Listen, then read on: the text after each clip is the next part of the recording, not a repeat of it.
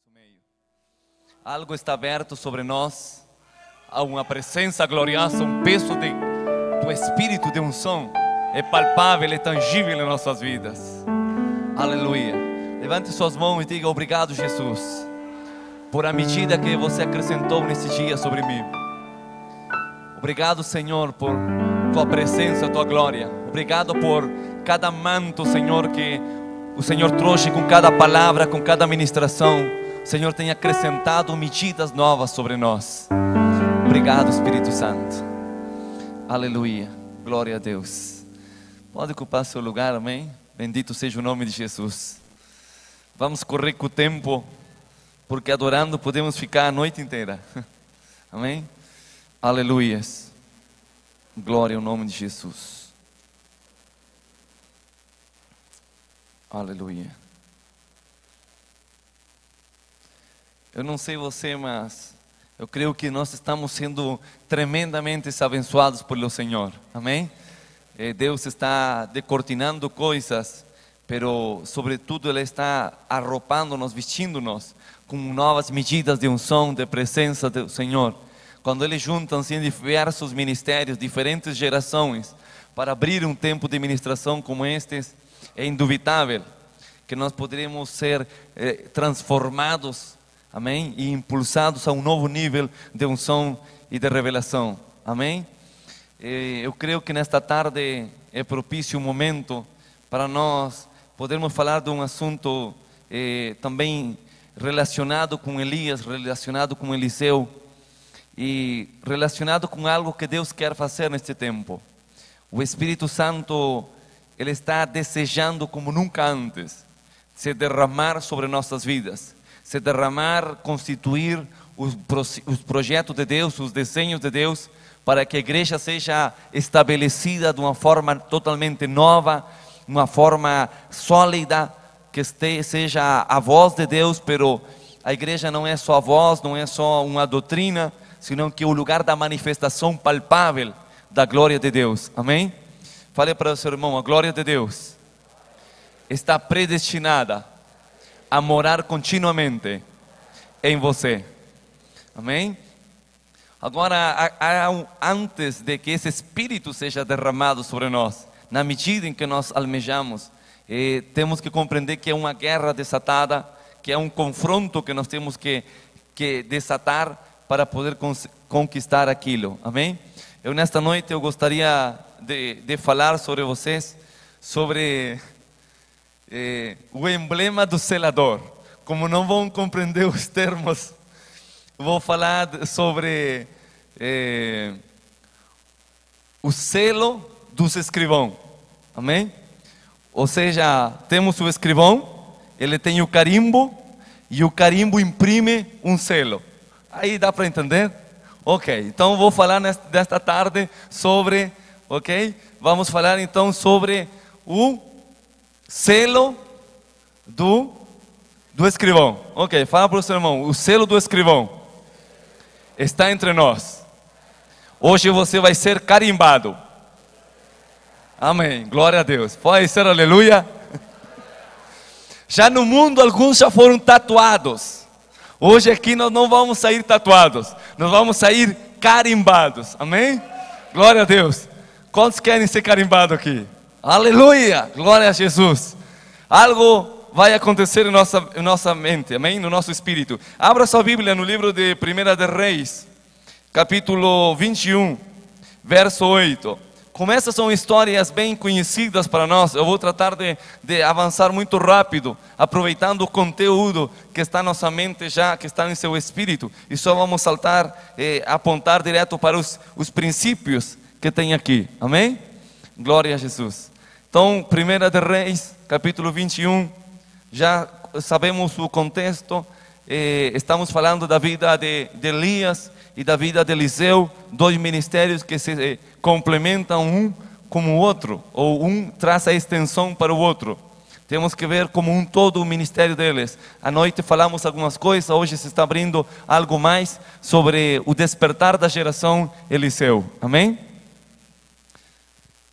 1 de Reis 21, 8 nos fala e diz: então ela escreveu cartas em nome de Acabe, e as selou com seu anel, e as enviou aos anciãos e principais que moravam na cidade. Ok. A situação é muito simples. Acabe quer conquistar algo. Acabe é o marido. Acabe é a figura masculina. Ele queria uma propriedade. Ele queria uma terra. Ele queria uma casa. Ele pediu aquilo, e como ele não tinha legalidade, não acertaram a oferta que ele pediu, e pelo tanto não aceitaram vender aquela propriedade. Eu sei que você conhece, só que eu estou contextualizando o que eu vou falar nesta tarde. Amém? Pode ser aleluia? Ok, então agora estamos falando de que um homem, a figura masculina, a cabeça, está querendo, desejando uma propriedade e obter uma terra. Eu não sei se você está entendendo os códigos, mas eu não estou falando de Acabe. Eu estou falando de um personagem arqui-inimigo nosso chamado Satanás, que quer possuir uma terra, que quer possuir uma propriedade. Ele precisa ter a legalidade para ter o domínio sobre aquele lugar, porque os frutos daquele lugar são bons, são agradáveis. Então, como ele faz uma negociação e não é aceitada, ele volta na amargura do seu espírito, e sua mulher, agora falemos não mulher, senão sua ajuda demônia, não é idônea, é sua ajuda demônia. Ela diz: por que você está tão triste? É que eu quero conquistar aquele território, mas eu não posso, mesmo tendo força para tomá-lo, eu não posso tomá-lo se eu não tenho legalidade. Então a mulher, a figura de Jezabel, representa o espírito que vem conceder a legalidade para que Satanás opere. Você sabe que Baal é considerado não só como Senhor, como Rei, como soberano sobre lugares e territórios, senão se fala na história das regiões que sua mulher, no mundo espiritual, na mitologia, era Astarté. Quer dizer, Baal tem uma mulher que é Astarté, que entre outros significados, significa aquela que é mulher ou desposada com Baal. Então estamos falando de uma aliança estratégica. Se dois se colocam de acordo sobre algo, eles o conseguirão. Essa é uma lei espiritual, não é só para você. Agora, tinha que haver dois espíritos de acordo: Satanás e outra entidade espiritual, que aqui é representada na figura profética com o nome de Jezabel. Pero detrás de Jezabel havia uma operação de um espírito de um trono de maldade chamado talvez Astarté, ou uma configuração de vários espíritos que estavam destinados a tomar e a conquistar um lugar. Agora, estamos falando de seladores. Aqui diz especificamente onde nós lemos que a forma de ela conseguir que o território fosse entregue para Acabe, ela pegou o seu anel. Todos têm um anel aí, né? Ok. Pegou um anel e, usando o anel do rei, ela carimbou a carta. Fale o decreto, a resolução. E carimbando aquilo, então se desata toda a série de eventos, de processo, até que Acabe vem a conquistar aquele lugar e morar ali, e o demais você já sabe. A pergunta que eu tenho para você hoje é: que anel é esse?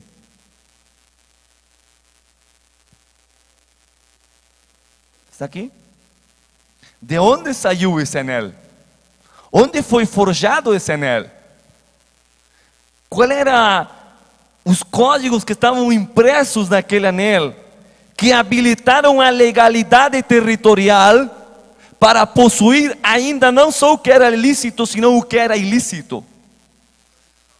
Porque se nós entendemos os códigos que estavam impressos ali, que estavam em relevo naquele anel, nós entenderemos como operam as forças cósmicas que estão atentando contra as nações da terra, que estão legalizando a morte, o aborto, o crime, o assassinato nas nações da terra. E nós compreenderemos que detrás de tudo isto, nós vamos compreender que é uma guerra titânica, universal, entre as duas maiores casas do universo. Pode ser aleluia? E tudo isso começa com um anel. Fale para o seu irmão, há uma unção para descobrir os mistérios. Essa unção está sobre você. Fale para ele. Diga, você não precisa de Sherlock Holmes. Você tem o Espírito Santo que te ensina todas as coisas. Então vamos pegar a única evidência do crime. Vamos pegar a única evidência que nós temos da ilegalidade deste assunto. E essa evidência estava no anel que aquela mulher usou para conquistar aquele território. Vindo um pouco para trás, ontem eu estava falando aqui que a unção de Elias não conseguia ir até a casa de Jezabel. Lembram? Porque era uma unção geográfica limitada. Por isso ele tem que ungir a seu discípulo, que depois é Eliseu, para que através do poder da fumaça não fosse, pero chegasse a atingir uma região onde ele não podia ir. Estamos aqui? Lembre que na situação, a Bíblia fala de um confronto de Elias com 450 profetas de Baal e também, que mais? Quantos comiam na mesa de Jezabel? Bíblia, irmãos, fácil. 450 profetas de Baal e também, que mais? E outros 450 profetas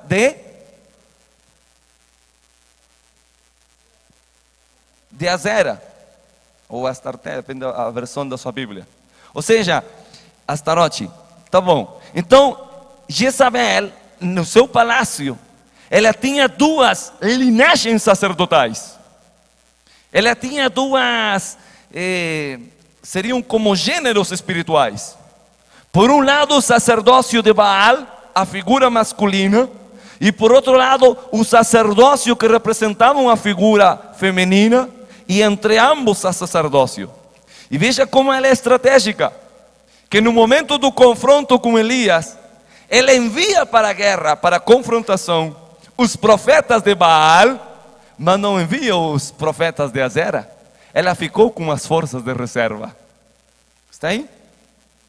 Elias sabia que ele estava diante de uma legalidade, porque ele ofertou o sacrifício, os céus se abriram, e ali aquele lugar, anexo a toda a contaminação, aquele lugar se transformou num portal, onde a glória de Deus desceu, o poder de Deus estava, a autoridade estava sobre ele, e ele podia consumir a seus inimigos. Mas ele não podia ir na casa de Jezabel, porque ele não tinha autoridade para chegar naquele lugar, porque ela operava outra força regional. Como é isso? É muito simples. A Bíblia nos diz que vinha Elias, tisbita. A Bíblia nos fala de onde ele era, mas não de quem ele era. Está compreendendo? Mas quando a Bíblia nos fala de Eliseu, nos fala não só de onde ele era, senão de quem ele era. O nome do seu pai, o nome da sua casa, o nome da sua procedência. Então nós temos que compreender que Elias não podia chegar lá, porque havia um problema com a unção da paternidade. Toque no ombro do seu irmão e diga: você tem que revisar seus expedientes. Fale para ele, pergunte-se, não de onde você vem, senão quem é teu pai.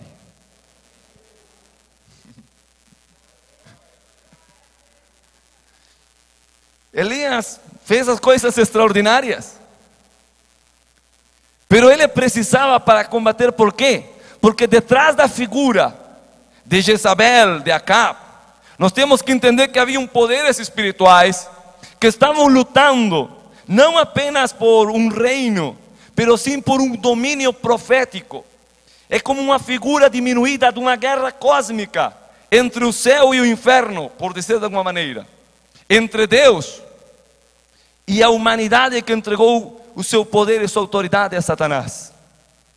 E o que estava acontecendo ali, em pequeno, sobre uma nação, era nada mais que o reflexo do que estava passando no mundo espiritual.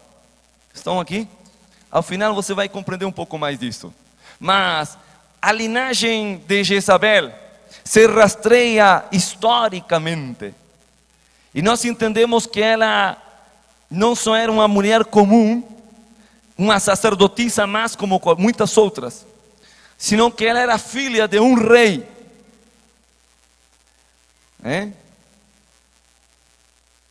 De Baal. Isso estamos falando de entidades espirituais, pero que se relacionavam na linhagem natural, descendiente de um reinado, que através de muitos linhagens, ele procedia do poder sumério, do poder babilônico. Quer dizer, o pai, falando numa figura retórica, o pai de Jezabel, nós podíamos rastreá-lo até a descendência de Caim. Está compreendendo o que eu estou falando? Quer dizer, nós podemos ver até os primeiros assentamentos de lugares, porque a região aonde pertencia, o lugar geográfico, a extensão, era o lugar onde tinha operado o primeiro edificador de sistemas e de cidades, que foi Caim. Então, a carga espiritual que estava sobre ela não era normal, era anormal, era estranhamente sobrenatural. A entidade que estava nela lutava por uma ocupação de casa. De casa falamos de domínios espirituais. Por isso, paralelo a isto, nós temos que entender que, paralelo a um confronto entre Elias e Jezabel, nós temos que entender que detrás daquilo há uma luta de uma casa contra outra casa. Estão aqui? De uma linhagem com outra linhagem. Vai ficar mais claro para você desse jeito. Deus chamou a Davi para formar um reino e um domínio, certo? Para formar uma nação, pero com outra constituição, com uma forma. Se bem Deus começa o seu povo com Moisés, é com Davi que se assenta e se afirma como nação. Estamos de acordo? Qual é o emblema de Davi? A estrela de Davi. É muito fácil. Não é só a Bíblia, é também a arqueologia. Nós sabemos que Davi tinha um emblema. Ele tinha uma identificação, como o Brasil tem a sua. Davi não só fez um estandarte, uma bandeira, não só trouxe a representação de Judá, senão que ele estabeleceu uma estrela que apontava para o eterno. E a estrela de Davi foi o emblema do seu reino, do seu domínio. Como a águia nos escudos militares do Império Romano, ou tantos outros emblemas, nós podemos identificar que a casa de Davi tinha um selo, tinha um emblema, tinha um carimbo e tinha uma chave de autoridade que estava vinculado com aquele emblema.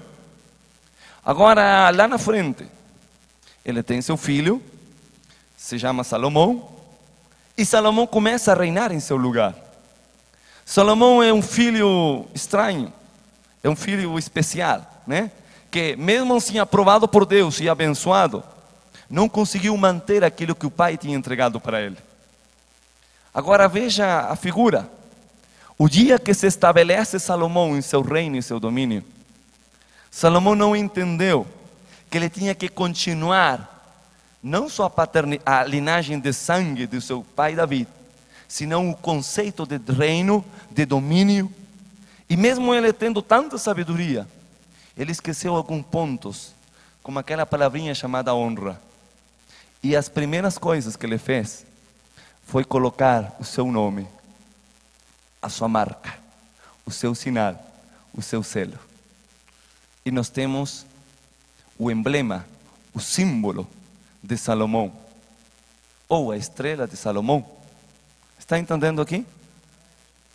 Quer dizer, ele retirou a marca do seu pai, aposentou com a morte do seu pai as ferramentas, as armas, os instrumentos de Davi, guardou aquilo. Diz que até mesmo havia uma casa de armas no bosque, ou seja, foi um decorado, foi como um museu. Na verdade ele colocou um museu e aposentou. Agora vou gerar a minha própria identidade. E aí nós temos a estrela de Salomão, que é diferente da estrela de Davi. Hoje em dia a estrela de Salomão é um dos principais emblemas, por exemplo, da maçonaria. A estrela de Salomão é o pentagrama, é uma série de configurações que em cada ponto dela você pega um dos signos do zodíaco, um dos tronos maléficos, dos tronos das trevas, e tem uma configuração determinada para, dependendo de como se use, invocar um desses tronos de maldade. Agora, esse emblema que trouxe Salomão, porque a Bíblia nos diz de uma forma muito precisa que ele começa muito bem, mas lá na frente ele desvia o seu coração, e nesse desvio de coração, o seu anel estava impresso, os seus símbolos, o que ele fez, o que ele construiu, não estava de acordo com o coração de Deus, senão o que estava em sua essência, porque nós somos o que por fora, o que nós temos por dentro. Não tem jeito de mudar aquilo. E Salomão tinha pegado todas as costumes dos povos, das mulheres que tinham estado com ele. Está aqui? Está aí? Veja o seguinte, é tão importante nós entender isto, porque a casa de Davi, que Deus tinha falado, te edificarei uma casa firme, forte, estável, gloriosa, abençoarei, não faltará de ti descendente, tudo isso ele removeu quando ele perdeu a honra e quando ele fez seu próprio caminho. Por isso lá na frente vem um homem de barba que anda pregando e que diz: eu não faço minha vontade senão a do Pai que me enviou.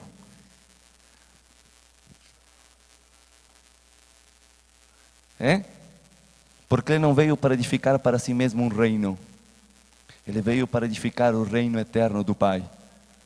Eu estou falando isso porque nós estamos falando de gerações. Se a nossa geração profética não entende o que edificou as gerações passadas, jamais poderemos usar o manto e a unção de Eliseu.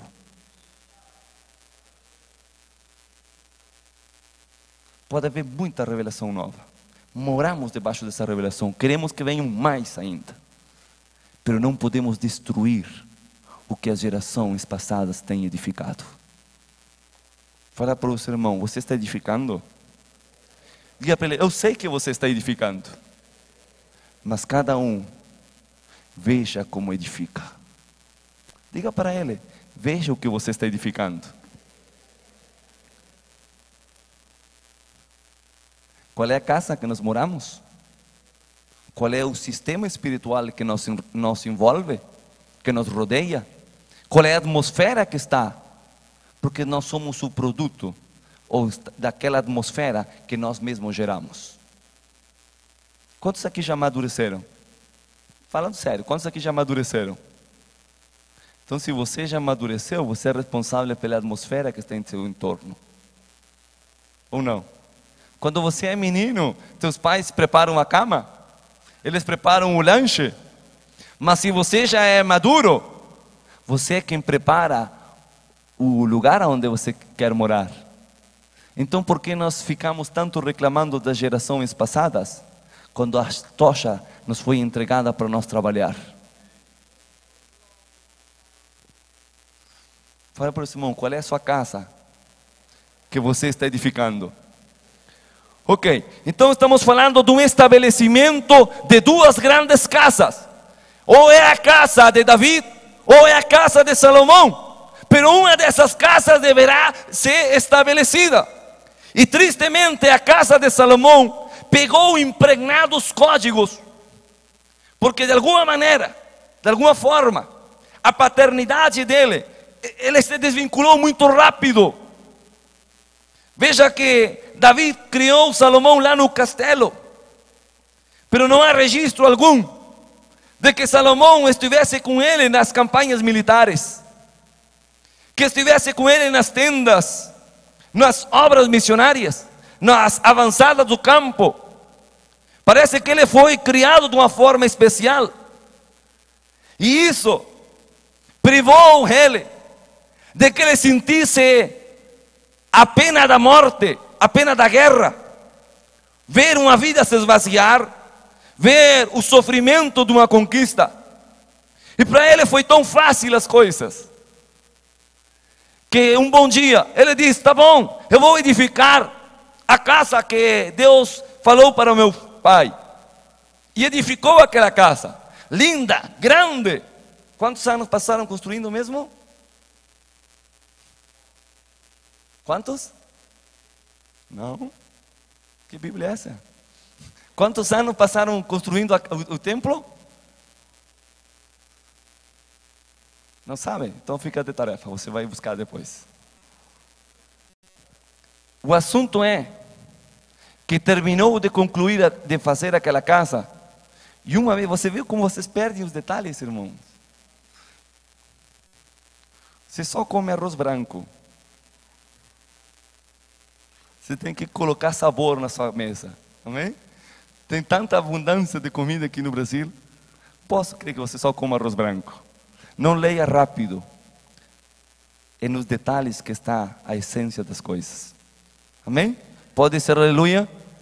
Você pergunta para alguém: você está casado com quem? Com uma mulher. Esse pobre está, ele não sabe nada. Pero o que está apaixonado mesmo diz: eu estou com uma mulher maravilhosa, ela é linda, ela é loira ou morena, ela é assim, assim. E começa a falar do de dentro, de fora, de todas essas coisas, porque ele está apaixonado. Eu não é? Bom, um aplauso para as mulheres hoje então. Deus abençoe as mulheres. Pero é o mínimo. É o mínimo. E quando você lê as cartas do seu amado, é rápido. Pega os detalhes.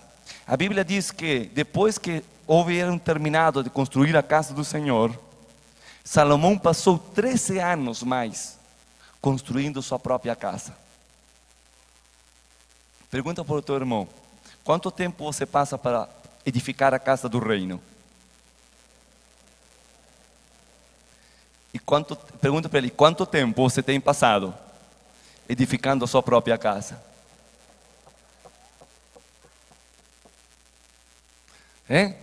O assunto é muito simples. Vamos imprimir um pouco de velocidade, se você me segue. Salomão está aqui. E Salomão diz: tá bom, agora é meu tempo, é minha hora. O primeiro eu vou mostrar meu poder. Tenho um templo muito lindo, agora eu vou fazer a minha própria casa, a minha própria morada.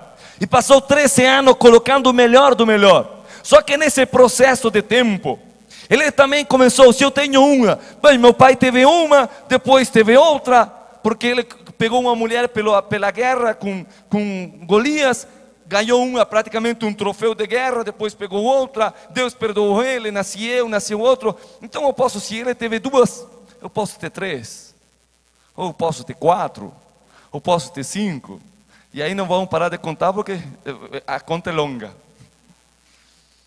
O assunto é que com cada uma daquelas mulheres que estavam estritamente proibidas de pegar elas, vinha uma cultura. Fale cultura. Agora pergunta para o seu irmão: qual é a cultura que está entrando em sua casa? A cultura brasileira?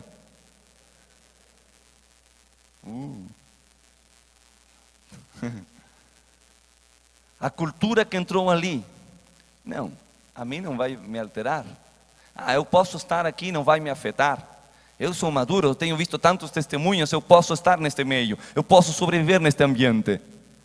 Mas isso não é que diz a Escritura. Diz: não a tomem como mulher, nem se aproximem a ela, nem se acheguem a ela. Quer dizer, não tenham um trato com elas. Mas ele pegou, e pouco tempo depois, Salomão estava edificando casa para cada uma daquelas mulheres. E não só edificando casa, senão edificando o altar para elas. O assunto é que dentro dessa configuração, Eu gostaria de mostrar a imagem, não vou mostrar agora, não tem importância. Mas o emblema de Salomão, se você lê ele, tem um valor muito forte no mundo espiritual. Ele foi desenhado pelas trevas, ele foi feito nas trevas. E Salomão colocou ele em seu anel. E cada vez que Salomão fazia um decreto, lançava algo, Salomão usava o anel de selar do rei. Esse anel foi passando de gerações em gerações, até chegar na mão de Acabe, de Jezabel. Está entendendo ou não? Agora, os códigos que vinham ali, davam legalidade para Egito, davam legalidade para Babilônia, davam legalidade para os caldeus, davam legalidade para os assírios, e para quanto império mais? Porque nesse emblema estão representados. Não quero tocar esse tema para que não pense que eu estou doente de tronites. Mas está no emblema de Salomão representado os 12 tronos malditos, ou os 12 signos do zodíaco, ou os 12 deuses do Olimpo. E cada um deles dava legalidade a Salomão em uma coisa. Por isso aquela casa foi torcida. E veja que a herança de domínio, de bênção, as promessas que estavam naquela casa saíram e ficou uma coisa totalmente distorcida. Por isso a casa de Jezabel, a casa de Acabe, é uma casa de magia, é uma atmosfera propícia para rebelião, para dominação, para os espíritos imundos, para tudo que vem da maldade. Agora a mente de Jezabel é uma mente rápida, estratégica. Ela manda ali, ela consegue estabelecer, ela usa o selo, o anel de selar, e toma a propriedade com enganação, pero toma a propriedade e consegue o domínio daquele território, daquele lugar. Jezabel tinha feito muitas coisas, mas parece que quando ela conquistou aquilo, quando ela tomou aquele território, foi como o vaso de água, a gota de água que desbordou o vaso, o copo, a taça, vai lá. É a última gota de água que encheu. Glória a Deus, aleluia. Tá bom. Porque quando ela faz aquilo, é que sai o decreto da boca de Elias. E o decreto da boca de Elias é que ela seria destruída, seria morta naquele mesmo território, naquele mesmo lugar seria vencida, e os cachorros comeriam dela. Bom, vamos pegar alguns códigos. Falamos de que Elias, em certa maneira, representa o pai. Ok? Eliseu, em certa maneira, representa o filho que é enviado. Agora, de certa maneira, Elias é o que lança o decreto dizendo: você não leu ali por Gênesis, que diz que a semente da mulher pisaria na cabeça da serpente? Aonde seria feito isso? Na terra. Me ajuda aí, terra. Na terra, isso. Aí seria pisada a cabeça da serpente, em seu próprio território, aonde ela foi morar. Lembra que a serpente, ela sai dos céus, o Satanás cai do céu, é jogado na terra, e na terra é onde ele deve ser derrotado. Perdoe-me que eu vou dizer algo aqui, e analise dentro deste contexto. Satanás não foi vencido nos céus, ele foi desterrado dos céus. Pero Satanás foi vencido aqui na terra, na cruz do Calvário por Jesus Cristo. Lá foi só uma notificação do Pai: não se encontra lugar para ti, saia. Mas ele saiu de cabeça levantada.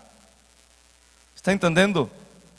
Até o momento da cruz, que vem Jesus e pisa na cabeça de Satanás, e despoja de toda a autoridade, e o despoja de todo o poder. A palavra é: o deixou nu, sem nada.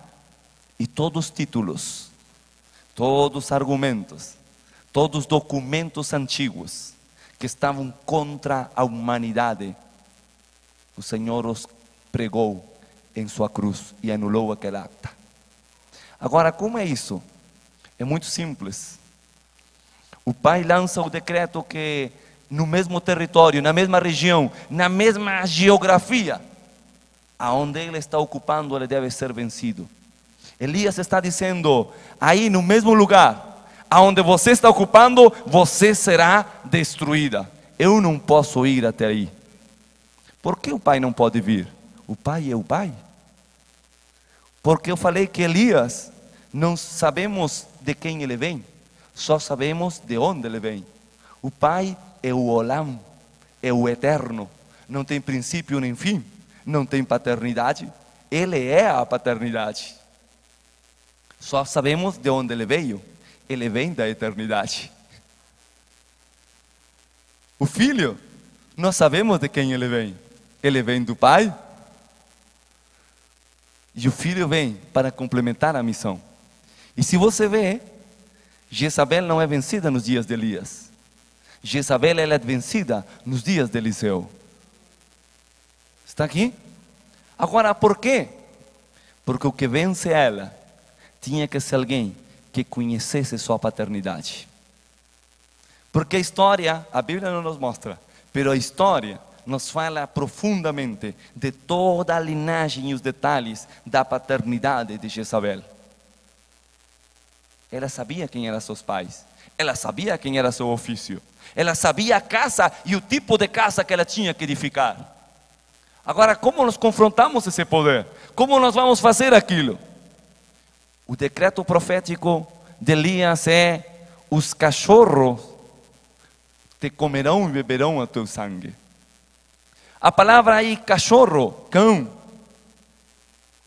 pode fazer alusão a uma palavra profética de algumas entidades espirituais que moram na estrela Sirius, próximo da constelação de Orion.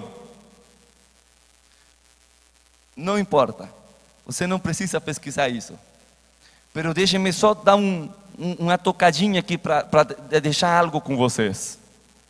Jezabel, os espíritos que comiam em sua mesa, falando paralelo ao natural, os espíritos e a linhagem dela tinha o propósito de mudar a genética das pessoas, tinha o propósito de destruir a forma da família, a forma das casas, porque o seu pai, que também era rei e também era sacerdote, tinham estabelecido o sistema de adoração onde a prostituição e a multiplicação da depravação do sexo era parte do ritual de adoração.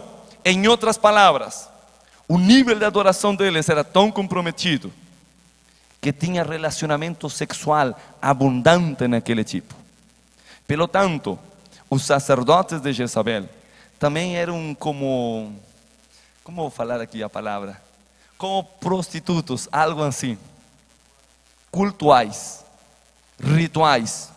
Está entendendo? Você pega o livro Trono sobre Trono e você vai ler ali um pouco da costume das mulheres também. Que as prostitutas, como nós conhecemos hoje em dia, elas não começam numa rua. Elas começaram, as prostitutas, nos templos idolátricos. Porque elas tinham relações livres com as pessoas e as pessoas não pagavam a elas, senão que ofertavam nos templos. Estão entendendo o que eu estou falando? Agora Jezabel, ela muda a figura do homem, agora é ela que domina, é ela que está, e ela, em vez de ofertar mulheres, ela oferta seus sacerdotes. Como você vê, tudo que tem que ver com Jezabel tem que ver com deformação da sexualidade, que é a deformação da família, que é a deformação do desenho da casa que Deus gerou. Porque a Bíblia nos fala de que um homem teria uma mulher, a família teria um filho e se multiplicariam nas gerações posteriores.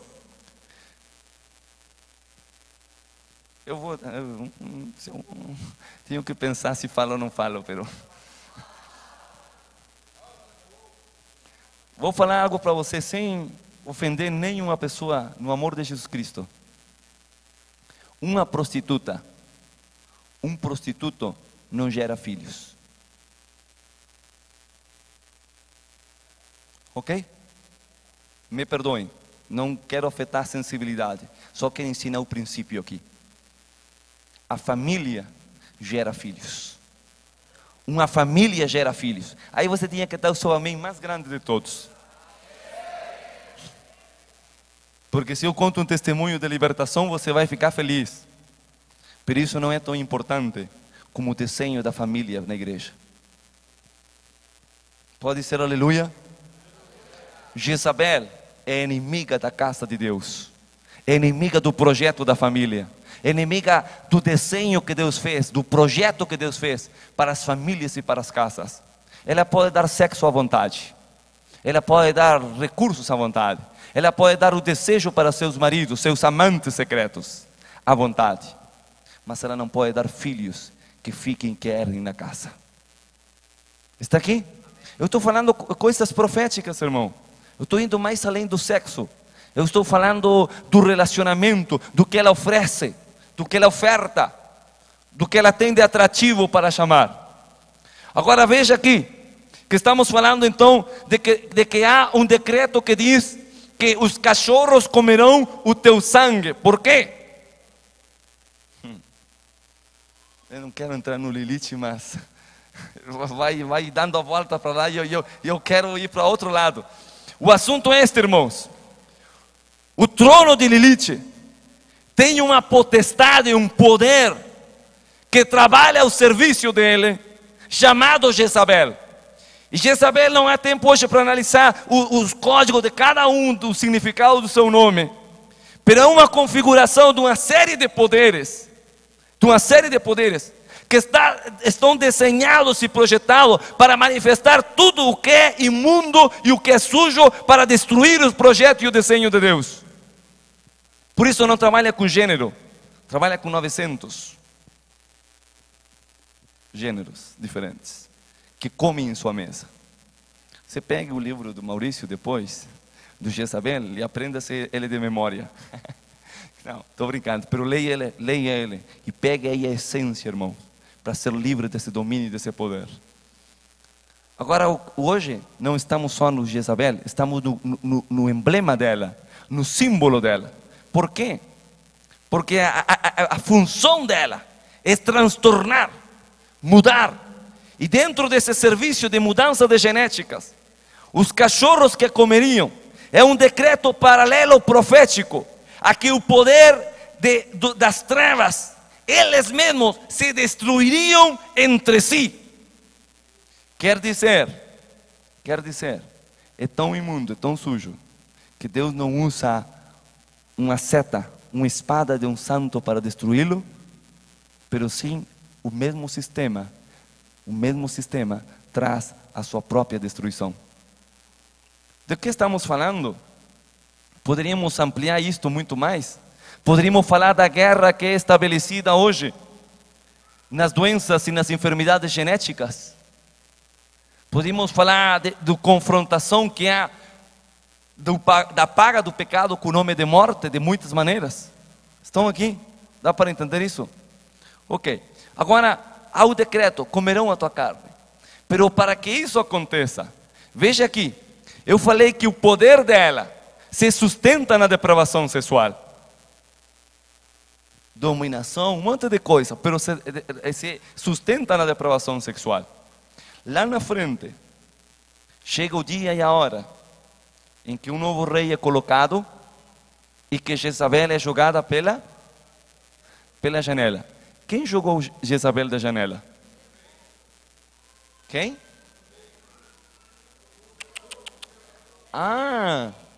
Eunucos.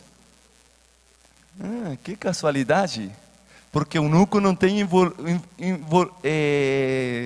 me ajuda a palavra. Não tem envolvimento sexual.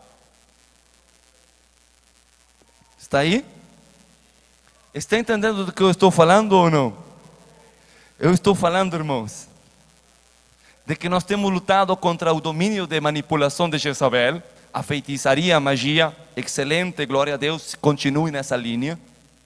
Mas se você quer libertar uma geração, famílias, casas inteiras, casas, famílias, genealogias inteiras, os que têm autoridade para julgar Jezabel para fora, serão aqueles que não tiverem involucramento sexual com ela. Isto pode ser forte? Claro que pode ser forte. Mas temos que mudar os valores. Não podemos pretender, irmãos apóstolos, profetas, não podemos pretender mudar o nível de unção, de revelação, pretender atingir os patamares mais altos, deixando os mesmos estándares de santidade de ontem. Nós precisamos na igreja do mundo, não vou dizer universal, porque senão você vai para o lado.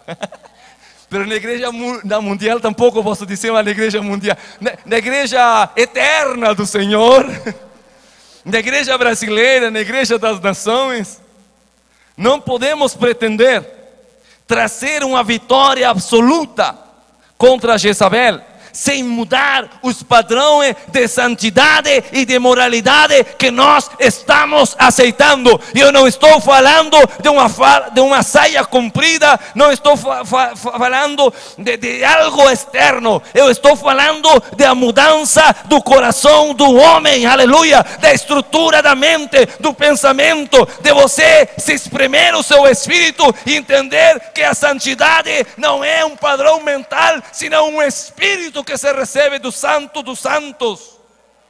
Aleluia, aleluia.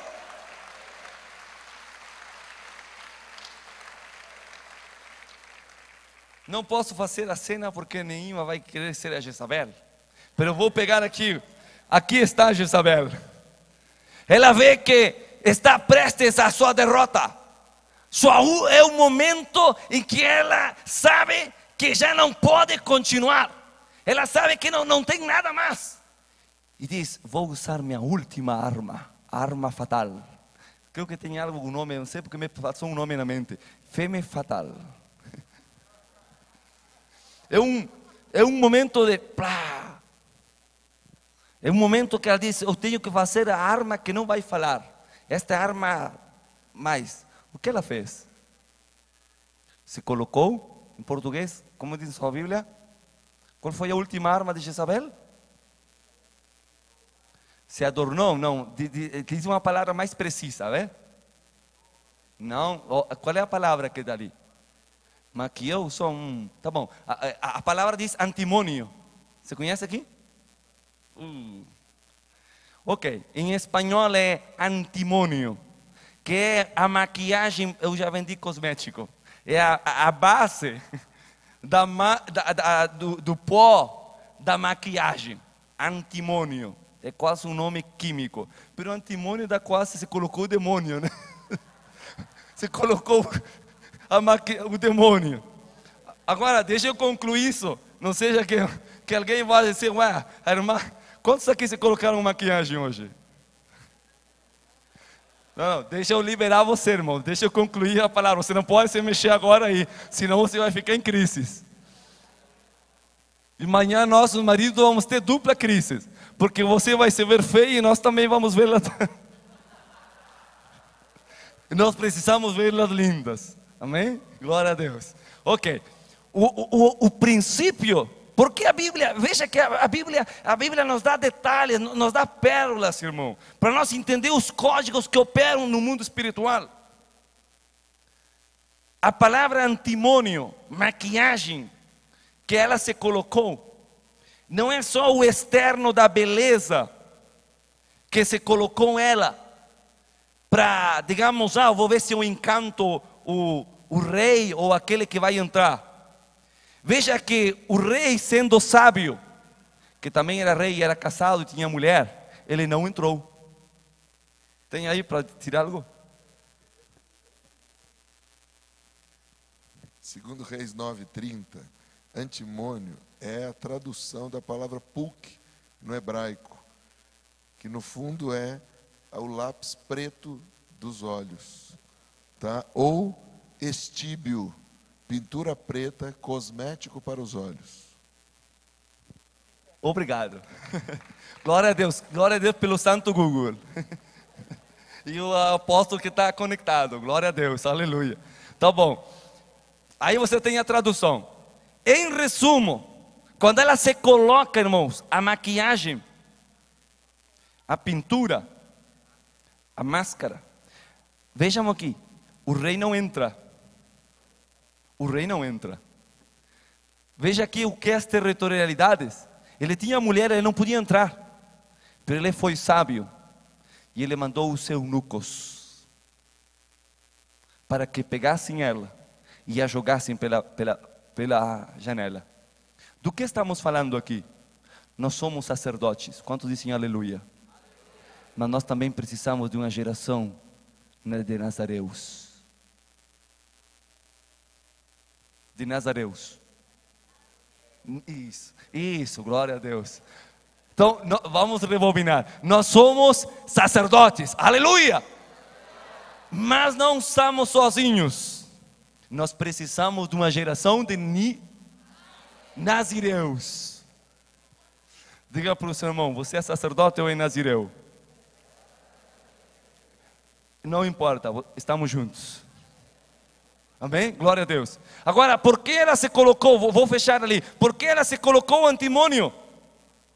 A história diz, em diversos livros, não um, em diversos livros, tá? Que alguns deles são mantidos até hoje, dentro da tradição judaica, da tradição etíope, ou alguns outros arquivos nos anunciam, escritos hoje milenários, que eram antigos ainda ao tempo dos profetas, que nos anunciam que na rebelião espiritual de Gênesis 6, muitos espíritos depravados desceram sobre a terra e tiveram relações sexuais com as mulheres, e muitas coisas aconteceram naquele dia. Não foi só isso, senão que muitas coisas aconteceram, e entre elas, determinados espíritos, entre eles Semhasa, como seria o Joseira, o esperto ali, Semhasa, é um nome de uma entidade espiritual que desceu à terra. Semhasa fala de semelhança, seria igual a semelhança, algo parecido assim como semelhança. E essa entidade espiritual ensinou a magia, e ensinou o uso da maquiagem, do antimônio.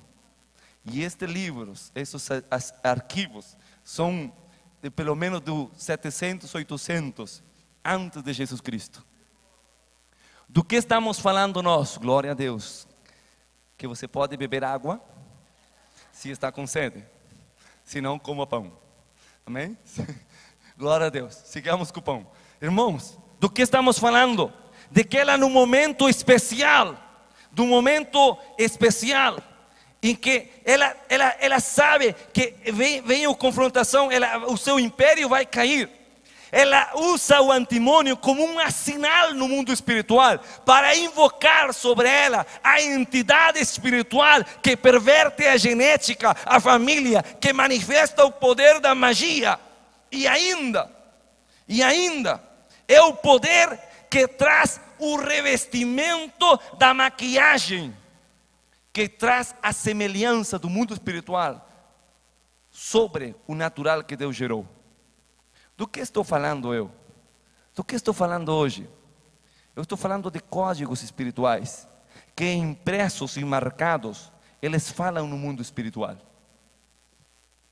Por isso determinadas imagens, elas te transtornam, elas expandem uma energia de opressão. Você sabe disso, estamos falando de guerra com guerreiro, você sabe disso. Agora, a maior expressão é que ela, veja isso porque eu vou fechar aqui, pero vamos fazer uma ministração, pero você tem que entender isso para provocar o rompimento que tem que acontecer hoje aqui. Irmãos, estamos falando que no último, ela usou o poder do anel, a imagem, o emblema, o carimbo do anel. Pero agora, quando ela vai no último minuto de guerra, a imagem não está no anel, ela mesma é a imagem. Ele é o selo vivente, se me permite falar assim.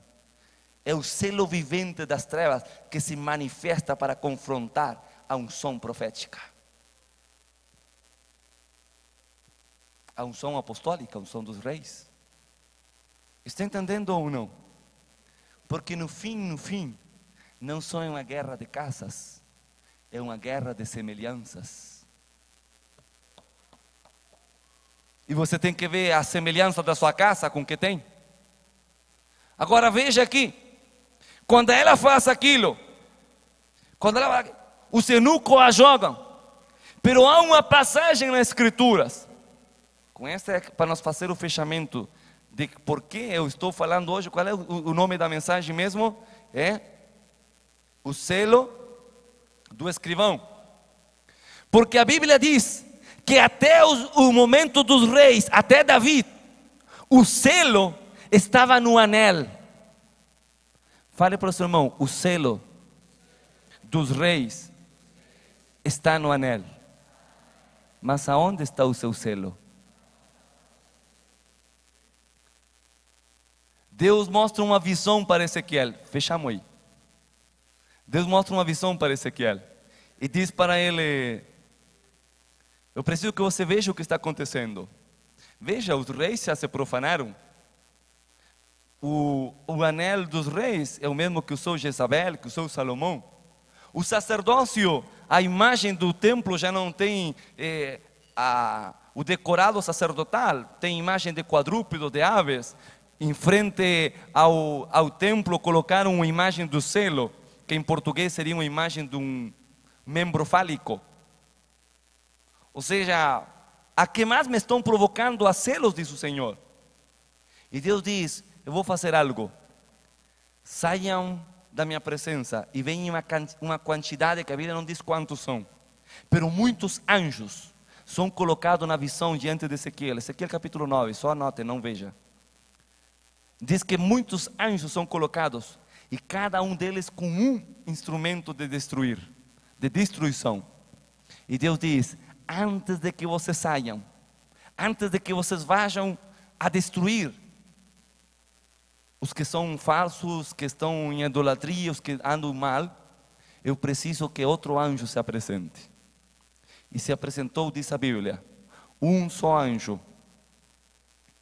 com um instrumento de escrivão. Tinha tingimento, tinta, e o instrumento de selar. E Deus diz para aquele: saia, vá lá e sele todos os que gemem pela injustiça, todos que intercedem, todos que estão na santidade, e marque e sele cada um deles. Quer dizer, é uma figura profética de que o selo não estará na mão de um rei que dará a propriedade e o poder para determinar decretos sobre você, mas sim o selo do Deus vivo, o carimbo, a marca dele estará em sua própria face, em seu rosto, sobre sua frente estaria uma marca ilegível ao natural, pero uma marca visível ao mundo espiritual. Pelo tanto, a forma de nós confrontarmos o poder do anel de Jezabel é com o selo do Deus vivente impresso na nossa frente.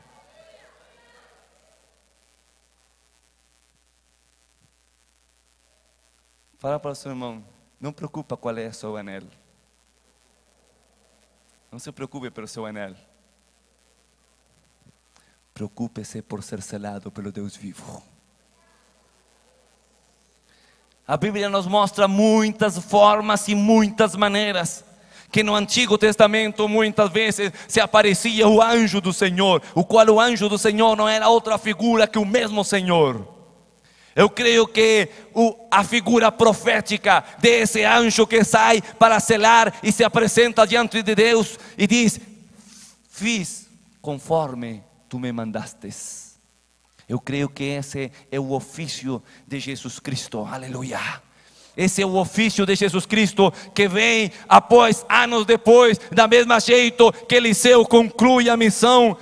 Vemos lá na frente que Jesus Cristo vem, e não só vem para soltar uma palavra, não só vem para derramar o seu sangue, senão que Ele lança a palavra, e pela palavra de Jesus Cristo, cada um de nós fomos selados na sangue dele mesmo, na sangue de Jesus. E por isso Paulo, pouco tempo depois, discernindo, entendendo a operação espiritual, ele diz: nós fomos selados, aleluia, selados, marcados por seu Espírito, aleluia,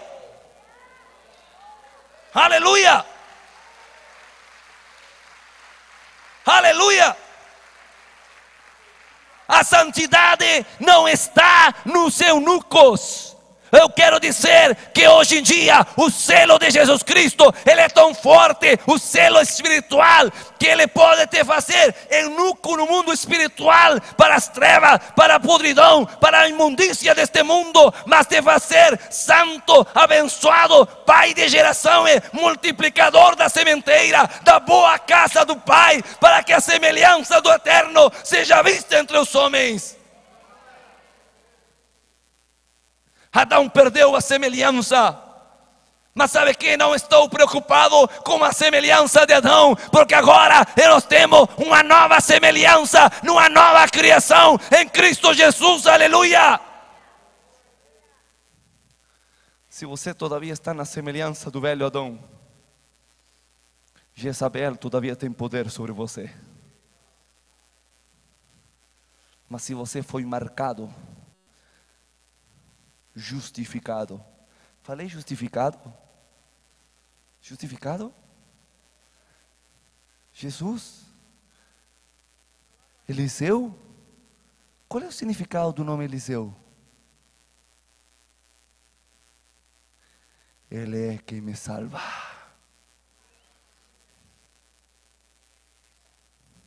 Ele é minha justiça. Ele é quem me justifica. Você está entendendo que é uma conexão no Espírito.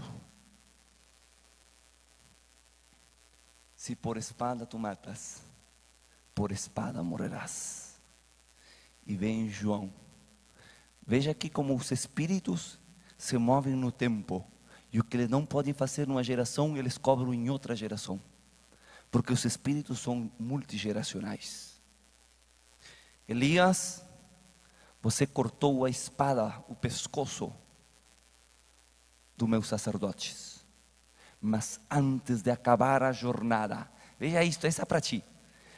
Mas antes de acabar a jornada, antes de acabar este dia, assim me façam os deuses, se eu não corto a sua cabeça.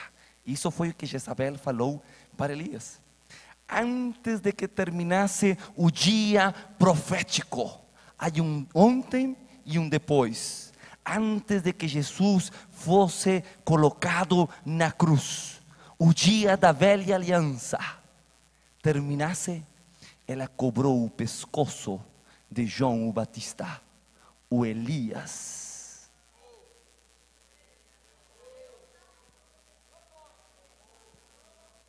Jesus disse: tranquilos, tranquilos, porque o que mata com espada morrerá. Mas ele tinha um caminho mais alto e mais excelente. Por isso Jesus tem que chegar na cruz. Porque ao chegar na cruz, ele nos tiraria da influência de Jezabel, nos tiraria da influência do anel, porque agora ele celebraria uma nova aliança, um novo anel, não feito de ouro puro, mas feito de sangue, uma aliança eterna, não forjada no fogo da revelação de Moisés, que forjou a lei e a primeira aliança nas tábuas de pedra, pero agora ha forjado na fumaça de um sacrifício, abriria uma nova aliança, que seria escrita não em pedra, mas no coração de todos os homens.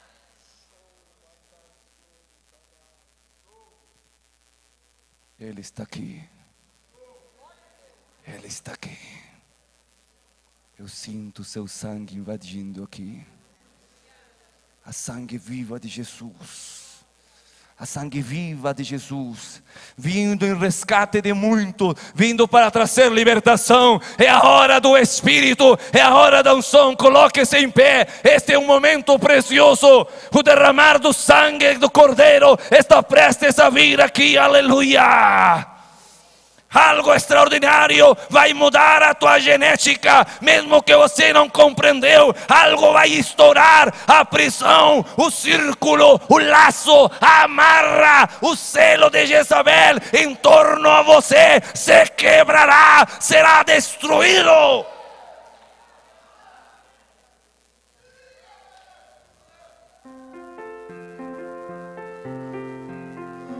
Porque há um poder de sangue aqui. Sangue eterna que está prestes a ser derramada em sua vida. Você não receberá algo em sua mão. Você não receberá algo em seus braços. A sua face será mudada, porque será impresso as letras da sangue de Jesus. A Bíblia diz: eu darei 3 nomes. Um novo nome, e ainda o chamarei como um nome que ninguém sabe pronunciar, nem os anjos, nem um ser espiritual. E com esse nome guardado, você será recebido na presença do Eterno. Esse nome é tão santo que Deus não te chama com ele, nem permite que os anjos possam fazer a pronúncia desse nome. Porque nada imundo pode pronunciar esse nome, porque você tem que atingir o 3º nível de santidade.